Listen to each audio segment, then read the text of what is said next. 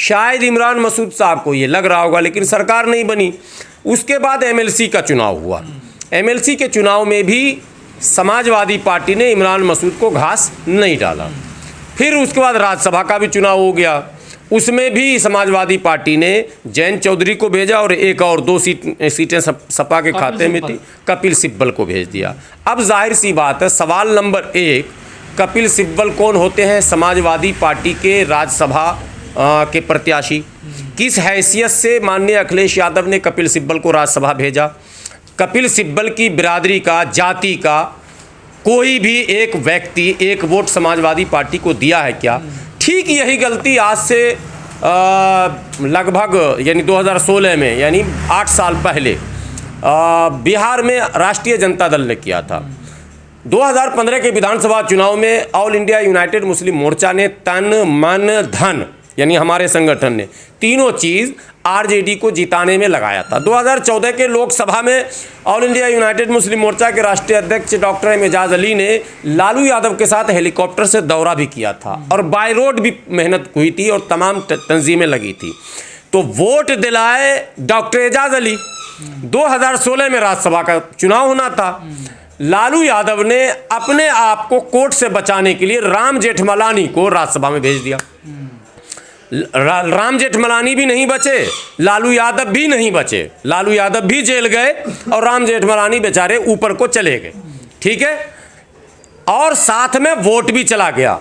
लाख गठबंधन हो जाए। आज भी डॉक्टर एजाज अली के चाहने वालों की पहली पसंद माननीय नीतीश कुमार हैं और 2020 में ये चीज़ हम लोगों ने करके दिखाया। जब 2020 में एक आम हवा बिहार में थी कि मुसलमान 100% आरजेडी के साथ है, एक आम हवा थी कि भारतीय जनता पार्टी को और उसके सहयोगियों को धूल चटाना है। ऐसे में ऑल इंडिया यूनाइटेड मुस्लिम मोर्चा ने पूरी ताकत और ईमानदारी के साथ, मैं स्वयं भी उसमें था, माननीय नीतीश कुमार को मजबूत करने की अपील भी और साथ में उसके लिए मैंने कैंपेनिंग भी किया, मेहनत भी किया, लोगों को समझाया कि नीतीश कुमार का मजबूत रहना बिहार में ज़रूरी है।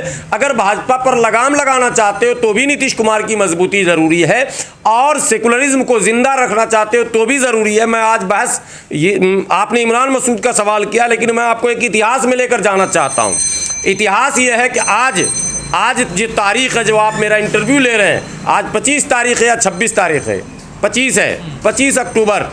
आज से एक दिन पहले कल 24 अक्टूबर था। कल के ही दिन 1989 में बिहार में कांग्रेस के शासनकाल में भागलपुर में एक बहुत भयानक दंगा हुआ था, आपको पता है। और बिहार के लोगों ज़रा इस वीडियो को सुन लेना और प्लीज़ इसको ज़रा सा शेयर भी कर देना।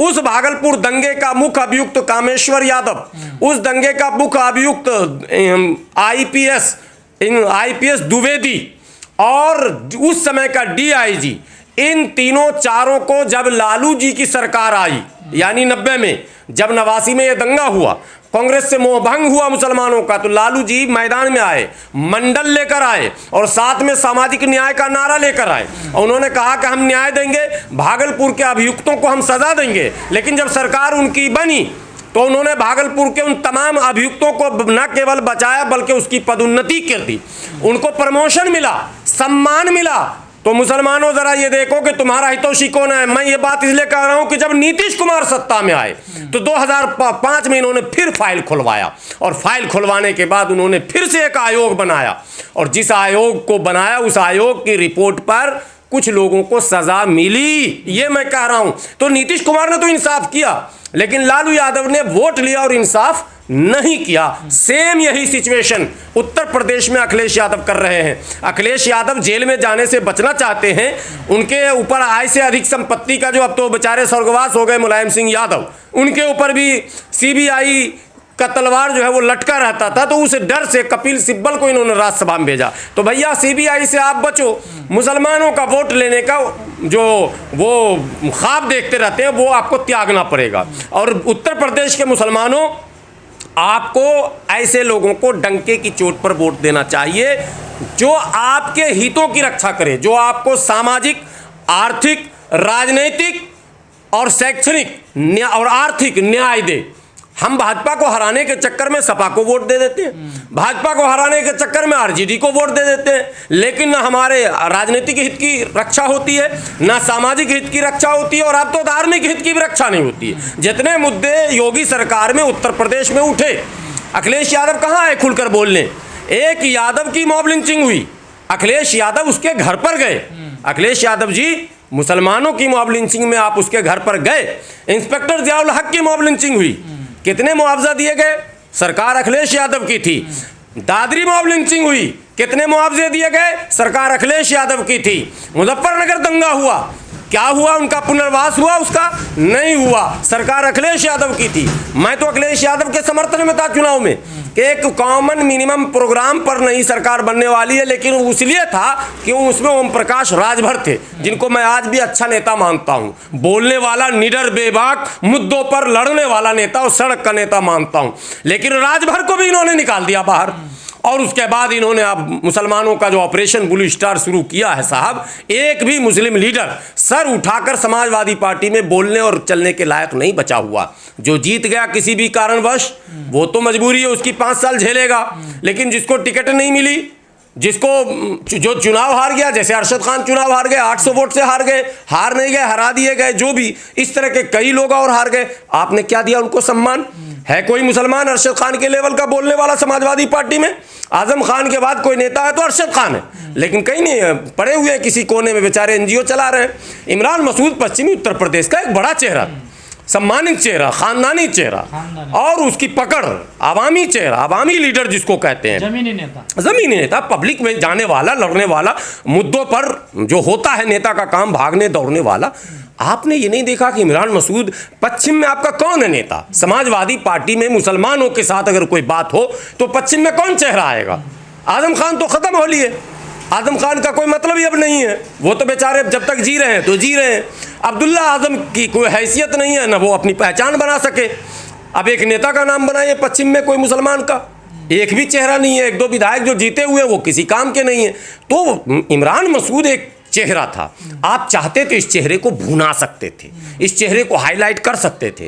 राज्यसभा में कपिल सिब्बल की जगह पे इमरान मसूद को भेजते तो इमरान मसूद पार्टी और समाज की बात करता, कपिल सिब्बल आपके मुकदमे की बात करेगा, आपको जेल जाने से बचाएगा, आपको आपकी सीबीआई से बचाएगा। तो आप सीबीआई से बचिए, आप मुसलमान का वोट क्यों लीजिएगा? ये है पश्चिमी उत्तर प्रदेश में बीएसपी के पास तो कई मुस्लिम बड़े चेहरे हैं, शमसुद्दीन राइन हैं, मुमताज अली हैं, खुद सांसद हैं, वो क्या नाम है, दानिश अली हैं।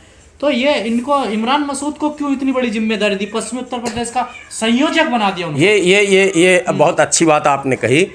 मैं समझता हूँ, देखो गलतियाँ तो इंसान से होती हैं, और बहन जी से खूब गलती हुई है। मैं बहन जी को कभी क्लीन चिट नहीं देता हूँ। अब बसपा वाले क्या समझते हैं, नहीं समझते हैं, वो एक अलग पहलू है।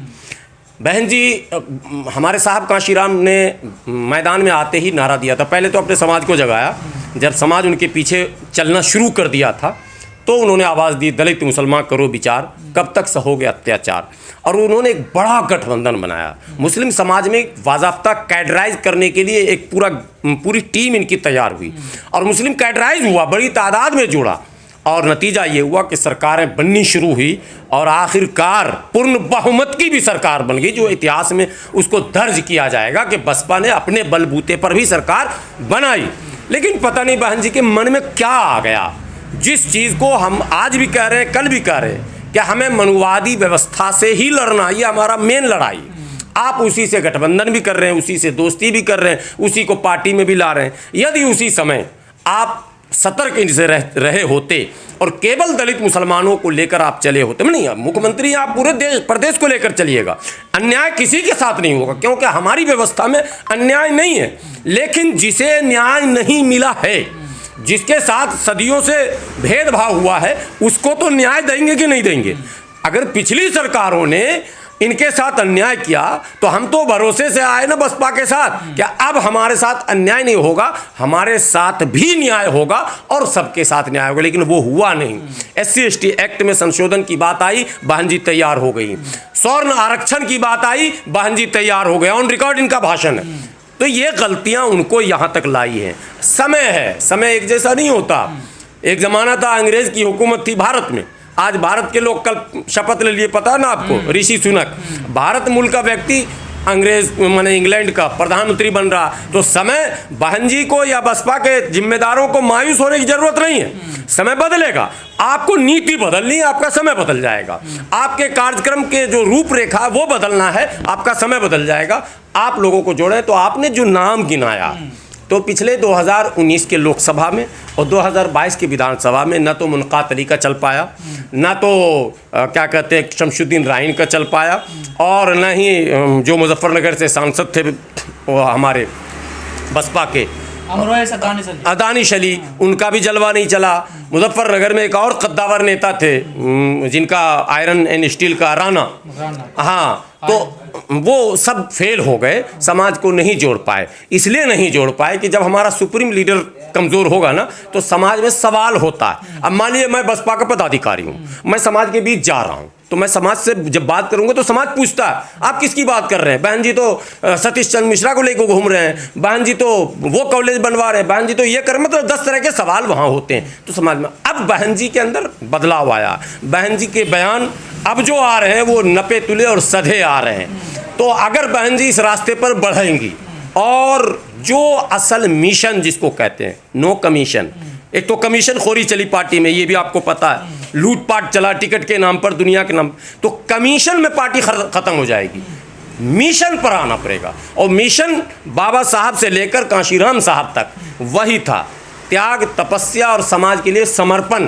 तो इन नेताओं से ज्यादा विश्वास है क्या इमरान मसूद पर? विश्वास की बात में नहीं कीजिए कि ऐसा नहीं कि उन पर नहीं होता है कि जो नहीं चला। अब क्रिकेट का मैच है, कभी कोई चल जाता है बैटिंग में, कभी कोई चल जाता है। तो बहन जी को ये लगा कि अब जो पिच है, पिच बदलता रहता है और मैदान भी बदलता रहता है। तो वो ग्राउंड था 2019 का, वो ग्राउंड था 2022 का, दोनों ग्राउंड पर ये बैट्समैन नहीं चल पाए। सबसे पहले तो इमरान मसूद साहब को बधाई, जो काम चुनाव से पहले उनको करना था वो चुनाव के बाद उन्होंने किया। अगर पिछले विधानसभा चुनाव से पहले वो बसपा ज्वाइन कर लिए होते, कांग्रेस छोड़ने के बाद बसपा में जाते और मेहनत करते, तो उनका कद भी बड़ा होता, शायद बसपा को उसका फ़ायदा भी मिलता और वो स्वयं भी विधानसभा में पहुँचते। लेकिन उन्होंने सपा ज्वाइन किया था और सपा से पता नहीं इनकी क्या बात हुई थी। चुनाव के समय में माननीय अखिलेश यादव जी ने सपा के टिकट के बंटवारे के समय जो भी फैसले लिए थे उस पर उस समय भी आवाज़ उठी थी, लेकिन तब ये कहकर डैमेज कंट्रोल किया गया था कि नहीं, इनको शायद एमएलसी बनाया जाएगा या राज्यसभा में भेजा जाएगा, और एक हवा बनी हुई थी कि सरकार बन जाएगी। तो लोगों को ये लग रहा था कि बहुत सारे लोगों का समायोजन उसमें हो जाएगा। अक्सर सरकार जिसकी बनती है उनके पास आयोग है, निगम है, बोर्ड है, उसमें कहीं ना कहीं समायोजन हो जाता।